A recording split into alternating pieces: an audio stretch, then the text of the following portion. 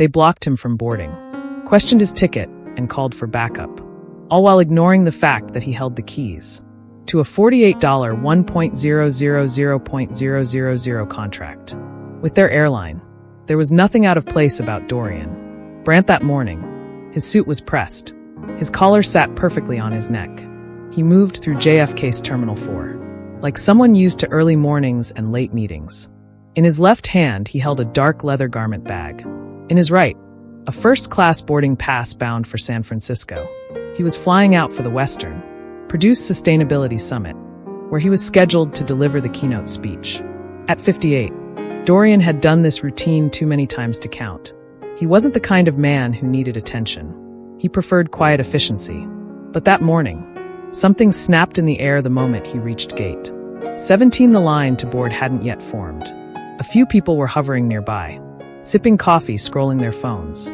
Dorian walked up to the desk calmly, gave a polite nod to the young woman at the gate, and handed her his boarding pass. She didn't scan it. Instead, she looked up at him and looked again. Slower this time. The kind of look people give when they're not sure whether to speak or stall. Dorian waited. No rush in his posture. No question in his eyes. "This lane is for premium passengers only," she said with a sharpness. "That didn't match the situation, I know," Dorian said evenly. She blinked, scanned the boarding pass. Finally, and paused. Her hand hovered over the scanner, but didn't click. Instead, she looked back at him, then to a colleague behind her, whispering something that made the other woman peek over her shoulder. Dorian didn't flinch. She turned back. "I'm going to need to see some ID," she said. He tilted his head just slightly. "You don't usually ask for ID when scanning a pass." "Is there a problem?" She hesitated. "It's just a security measure." There was no policy requiring ID checks at the gate. He knew it, so did she. He pulled his wallet from his inside pocket, handed over his license. She held it like she didn't know what to do with it, then placed it awkwardly on the desk without scanning anything. "Wait here for a moment." Dorian glanced down at the pass. His name was printed clearly, Dorian Brandt. He said nothing. The gate agent walked a few steps away and whispered again, this time to someone in a dark uniform. Within moments, a security officer was walking toward them. Dorian had experienced this before, not often, but enough. The sudden switch from professionalism to suspicion. The moment someone decided he didn't belong. Not because of anything he said or did, just because they couldn't imagine someone like him in first class. The security officer didn't ask questions. He stood beside Dorian without speaking. His eyes tracked him like a risk assessment checklist. Dorian, still calm, stepped back from the gate and moved to the side. Away from the boarding lane. He wasn't going to argue. He wasn't going to raise his voice. He wasn't going to give them the performance they were hoping for. Instead, he reached into his pocket, pulled out his phone, and made a single call. It rang once, twice, then Maggie. "It's me. I need you to pull up the catering contract we signed with Horizon Air 2 weeks ago, the one covering their western routes." "Yeah, I'm standing at JFK Gate 17. I'll hold." He stayed on the line, eyes fixed straight ahead. No emotion, no visible frustration. The gate agent glanced over, realizing he was still there. She leaned into the mic on the desk. "We're just working through a minor issue," she said to the crowd of passengers, now beginning to line up behind him. "Thanks for your patience." But no one was being patient. A businessman in a gray pullover leaned forward to whisper, "Is he causing trouble or something?" Dorian heard it. He didn't turn around. Maggie's voice returned on the phone. "Got it. You want me to call corporate or no?" He said softly, "Just flag it. I think they're about to recognize a problem." He hung up and slipped the phone back into his pocket. The boarding pass was still in his hand. He stood calmly, as if waiting for an elevator. But that call wasn't to complain, it was to warn. Dorian Brandt didn't always wear tailored suits or fly first class. He grew up in Mansfield, Ohio, in a house with soft floorboards and louder mornings. His mother, Eunice, worked the produce section at a local grocery store, while his father, Leonard, rotated between night shifts at the mill and weekends fixing neighbors' cars. They didn't have much, but there was always food on the table, and Dorian was taught early that the way you carry yourself matters. At 15, he was up at 5 a.m. on Saturdays, helping his mother sort through crates of fruits and vegetables before the store opened.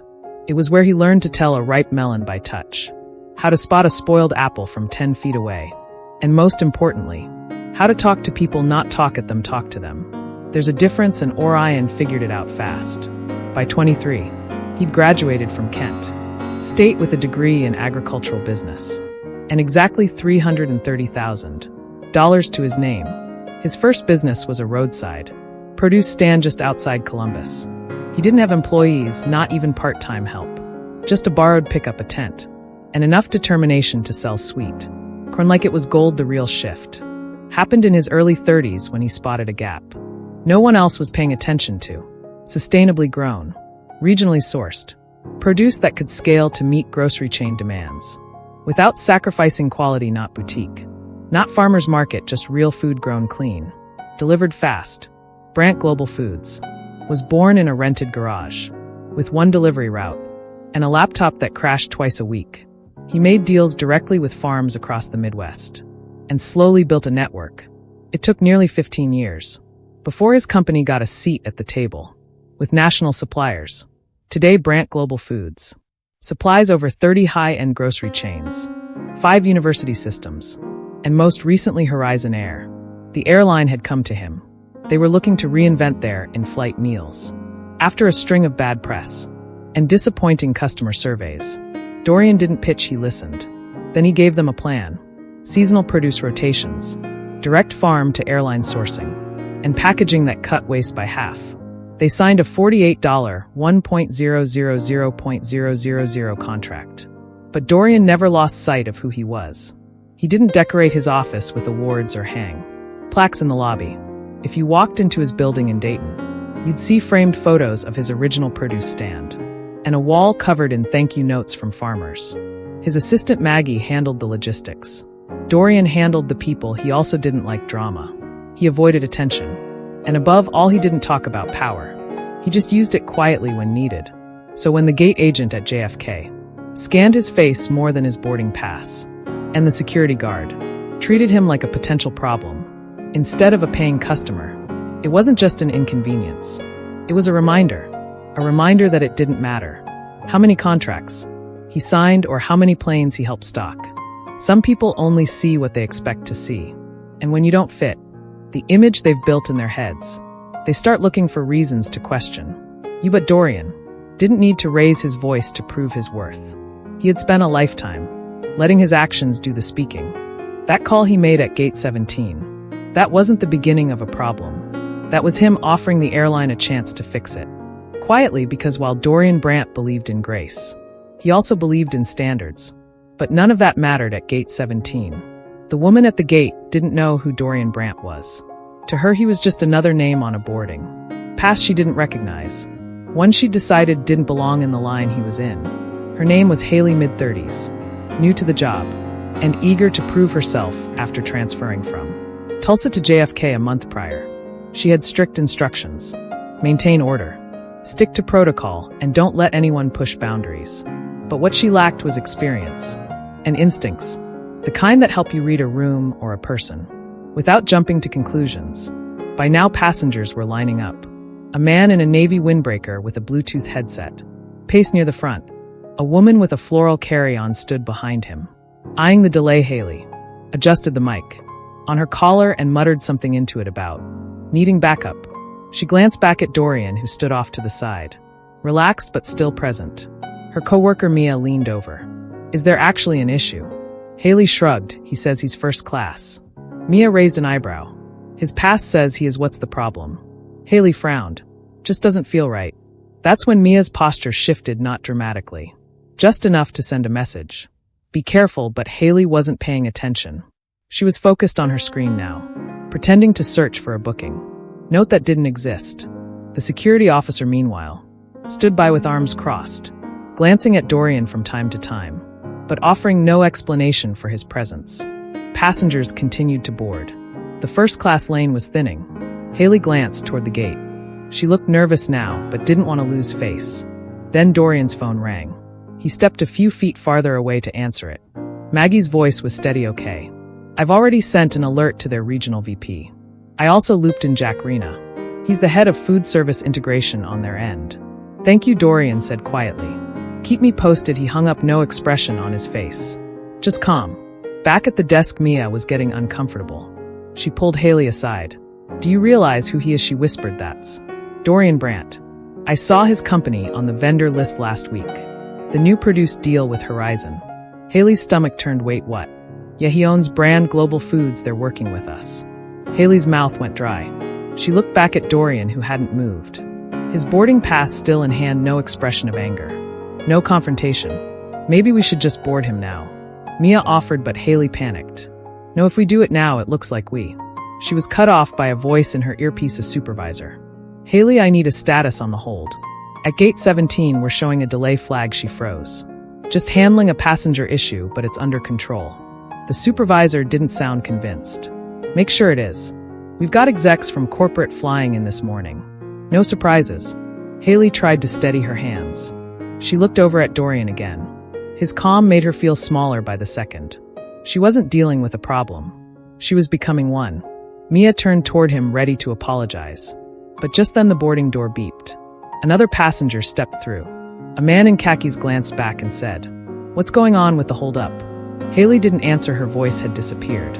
Then Dorian took a slow step forward.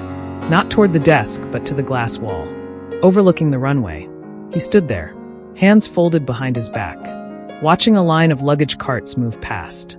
He wasn't in a rush, he wasn't anxious. He was watching time work in his favor. Haley was watching it run out. But the people in charge were already on their way.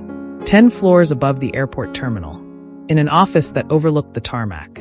And the Manhattan skyline beyond it, Cynthia Reyes was halfway through a croissant and a quarterly operations report when her desk phone rang. She didn't usually take calls from unknown numbers, but this one had been forwarded twice, and her assistant flagged it as urgent. "This is Cynthia." She answered. "Hi, Cynthia. Maggie Geller calling on behalf of Dorian Brandt, CEO of Brandt Global Foods. We've just been alerted to an incident involving Mr. Brandt at gate 17. Cynthia sat up a little straighter. "What kind of incident?" Maggie's voice remained professional. "Your staff seems to have denied him boarding, despite his first-class ticket. We're concerned it may escalate." Cynthia didn't waste time asking for details. She had seen Dorian's name enough to know the stakes. Horizon Air had only recently finalized its supplier contracts for the next fiscal year. And Brandt Global wasn't just any vendor. They were the vendor. They were supposed to help overhaul the airline's entire food service image. After a disastrous social media campaign, exposed their frozen meals and wasteful packaging. This wasn't just bad customer service, it was alive. Fire inside a room full of gas. "I'll handle it," Cynthia said quickly, standing up and motioning to her assistant. "Is he still at the gate?" "He is calm but clearly being mishandled." Cynthia was already out of her office jacket in hand, heels echoing down the hallway. She turned to her assistant. "Get me Sean and Elise from Brand Protection now." Meanwhile, down at corporate headquarters in Minneapolis, Jack Renault's phone rang during a working lunch. "Jack," Maggie said, skipping formalities. "Dorian's being detained at the gate JFK. Horizon staff flagged him for no reason." Jack nearly dropped his fork. "You've got to be kidding me." Nope, he called it in personally. Jack pushed back from the table. "I'll get Cynthia on it. She's already moving, you might want to prep legal. Just in case." He didn't respond, just hung up and started dialing. If this went public, it could dismantle months of work on the new campaign rollout. There were press releases scheduled, launch videos and editing. Dorian Brandt was going to be featured in their fall Fresh Flight initiative as a face of modern food sustainability. That face was now being sidelined at an airport gate by someone who didn't know who they were dealing with. At gate 17, Haley was beginning to sweat. She could feel the shift, not just from Mia's icy silence, but from the passengers who were now openly murmuring about the delay. People were pulling out their phones, checking the flight status. Still no boarding. Then, without warning, a man in a navy suit and a Horizon ID badge walked briskly toward the gate, followed by a woman in red heels with a phone still pressed to her ear. "Cynthia," she ended the call, lowered the phone slowly and surveyed the scene. Dorian didn't move. He watched her approach but didn't step forward. He knew exactly who she was. Cynthia extended her hand, calm but direct. "Mr. Brandt. I'm Cynthia Reyes, Executive Director of Regional Operations. May I speak with you privately?" Dorian nodded, once finally slipping his phone back into his pocket. Of course, they stepped a few feet away. Behind them, Haley stood frozen. unsure whether to follow or disappear. Cynthia took a breath. Mr. Brandt. On behalf of Horizon Air, I want to apologize. I've already contacted our internal team to look into the situation. This should not have happened. I'd like to escort you personally onto the flight. Dorian didn't react. He simply asked, "Do you know what seat I was assigned?" She checked her tablet. Seat 1A. He smiled faintly. First row. Interesting. I was told this lane was for premium passengers only. Cynthia didn't blink. Again, I apologize. Dorian leaned in slightly. The issue isn't the mistake, Miss Reyes. It's the assumption behind it. She swallowed hard. Understood. But Dorian wasn't looking for payback. He was waiting for the truth. Haley stood behind the gate desk motionless. Her headset was still clipped to her collar. But she wasn't speaking into it anymore. She watched Cynthia and Dorian, standing a few feet away. Their conversation too quiet to hear, but loud enough to change everything. Passengers had stopped boarding. The monitors still showed the flight on time, but nothing was moving. Mia avoided looking in Haley's direction. She didn't need to. Everyone at the gate already knew something was wrong. Cynthia turned to wave over another man. Tall sandy hair, black lanyard. Corporate posture. This was Justin Cole, Horizon's legal liaison for East Coast operations. He'd been briefed in the elevator and knew better than to offer explanations. He extended his hand to Dorian. Mr. Brandt. I'd like to apologize personally. I understand this experience has been. Dorian cut him off gently. I don't need an apology, Mr. Cole. I need you to explain how something like this happens after we sign a $48 1.000.000 deal. Justin paused. There was no good answer, no scripted response. No PR-approved deflection. Cynthia stepped in. Mr. Brandt, we understand the weight of the situation. We're reviewing our staff conduct and sensitivity, training procedures. But we'd also like to assure you this isn't a reflection of our values. Dorian raised an eyebrow. You mean it's not a reflection of the company's values? Or it's not a reflection of the gate agent's judgment? Cynthia didn't respond. He gestured toward Haley, who now looked like she might sink behind the desk. She saw a well-dressed man with a premium ticket and assumed he was in the wrong line. Not once but repeatedly called for security. Escalated the moment I asked a question. You don't have to explain to me what that's about. I've lived it. Justin cleared his throat. We are prepared to issue a formal apology, should you wish, privately or publicly. Dorian's face didn't change. You think I'm here for an apology? They hesitated. He reached into his garment bag and pulled out a thin, manila folder. No fanfare, just paper. This is a signed copy of our contract. My company now supplies every fresh item on your Western and Midwest routes. That includes produce used in your premium lounge services, by the way. So when I say that the person being blocked at the gate is your brand, I mean that literally. He handed the folder to Cynthia, who took it like a weight. I don't want a tweet. I don't want a letter. I want better. Because the next person you treat like a security risk for doing absolutely nothing, they might not have a direct line to your VP. Silence. Passengers nearby began whispering again. A woman in the business class lane pulled out her phone, pretending to scroll, but clearly recording Justin. Shifted uncomfortably. We'll initiate an immediate review and make personnel adjustments as necessary. You have my word. Dorian looked at his watch. Good. Then we can all go about our day. Before Cynthia could escort him on board, he turned slightly and looked toward Haley. She looked pale, now holding her badge in both hands like a shield. Dorian stared at her for a second. Not with anger, but with something worse. Disappointment. He didn't speak to her. He didn't need to. Cynthia waved to the flight crew, who began unblocking the gate. Dorian was LED down the jet bridge with Justin quietly behind him. Back at the gate, Mia stepped beside Haley. You don't get it, she said, her voice low. That man's company puts food on half the trays you serve in first class. Haley didn't answer. But the real moment wasn't in that conversation. It was what came next. The cabin crew had already been briefed as Dorian stepped onto the plane. He was greeted not with the usual robotic smile, but with a level of attention that felt more like a quiet apology. A flight attendant named Jordan offered to take his garment bag, and another immediately brought him a bottle of water. Without asking, Mr. Brandt, if there's anything you need before takeoff, Jordan said, almost under his breath. Just say the word. Dorian didn't react much. He wasn't interested in gestures. He took his seat in 1A. placed the water down without touching it, and exhaled. Through his nose, not relief, just breath. Controlled and measured. Outside, something strange was happening.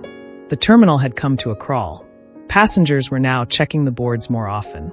First, Gate 17 status shifted from boarding to delayed. Then, within 10 minutes, another 2 gates nearby changed to the same. A man in a gray blazer tapped on the desk at Gate 18 only to be told they were experiencing an internal systems review. It wasn't just Dorian's flight. Across the concourse, 3 more Horizon Air departures were delayed. No specific reasons, just vague language. Operational hold, technical processing, crew coordination. In truth, corporate had issued a soft shutdown. A quiet pause. Cynthia Reyes, after escorting Dorian on board, had walked straight into a secure meeting room behind the terminal. She was now on a call with legal, HR, and crisis management. The directive was clear. Before this incident spilled into the public, everything needed to be assessed. Gate log, staff notes, internal comms. Every employee who had direct contact with Dorian that morning was being pulled aside. No one would admit it out loud. But the plane wasn't going anywhere until the company knew exactly how far the damage might go. Back on board, Dorian sat with his eyes closed. He wasn't angry, he wasn't flustered. But his calm wasn't serenity. It was experience.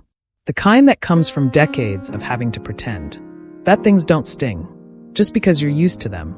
He thought about his father, Leonard, who once got turned away from a car dealership because the manager said he didn't look like he could afford it. He thought about his first investor meeting in Columbus, where someone mistook him for the valet. And he thought about how after all this time, it was still happening, just at a higher altitude. Jordan came back, Mr. Brent. He said gently, "We've been asked to delay departure briefly. They're working through something with the terminal. Team will keep you updated." Dorian nodded once. Jordan hesitated, then added, "I saw what happened out there, it wasn't right." Dorian opened his eyes. "Thank you." Silence lingered for a second.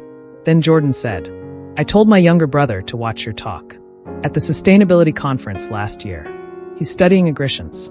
You made it feel real for him. Just thought you should know." Dorian looked at him for the first time since boarding.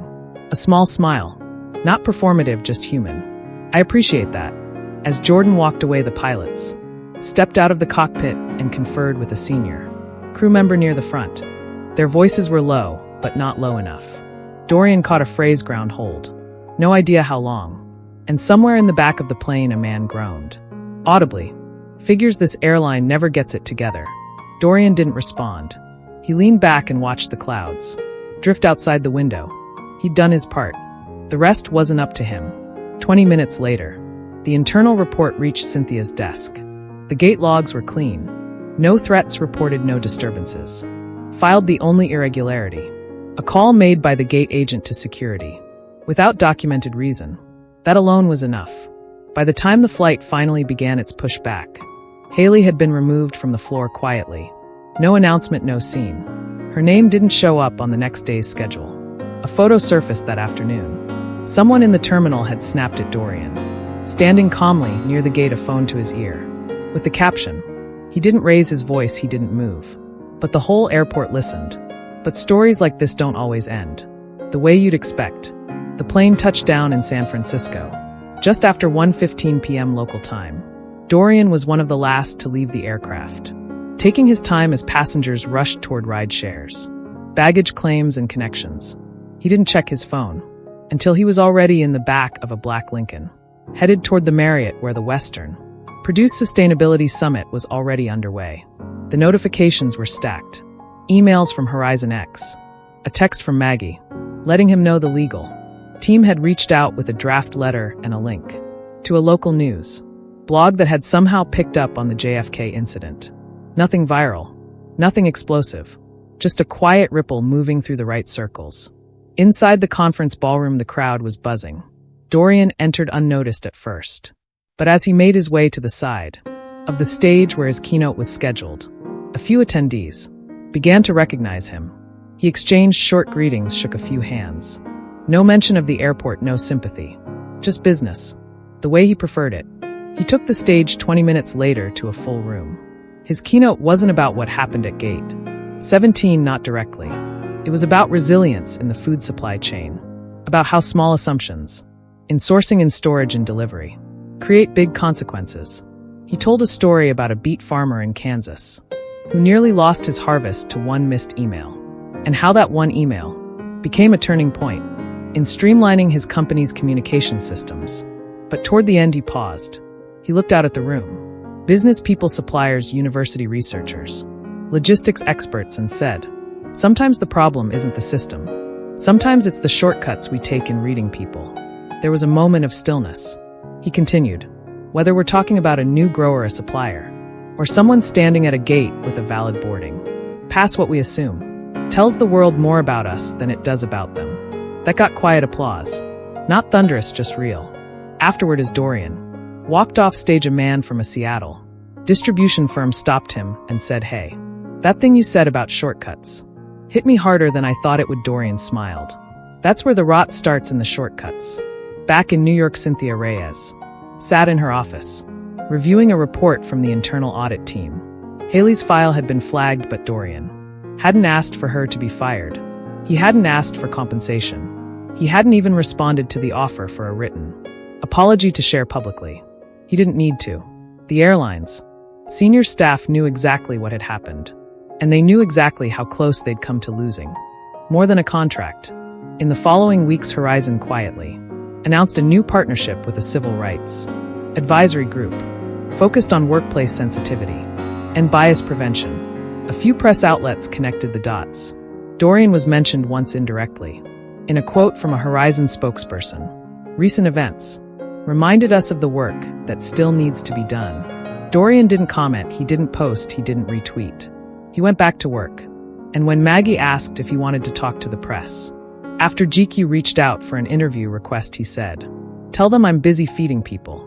Weeks passed, then months. And yet the story lingered. Not because it exploded online, but because people remembered it. People who were in the terminal that morning told it over dinner. People who saw the photo of him standing still, with a phone to his ear, started using it in presentations about silent leadership. People who worked at Horizon Air, they whispered about it in break rooms. Gate agents started thinking twice before assuming, before reaching for a headset, before calling for backup without reason. And somewhere in Ohio, a retired grocery worker named Eunice Brandt read the article online, smiled to herself, and said aloud in her kitchen, "That's my son." Sometimes the loudest thing you can say is nothing. If this story stayed with you, subscribe for more stories that matter.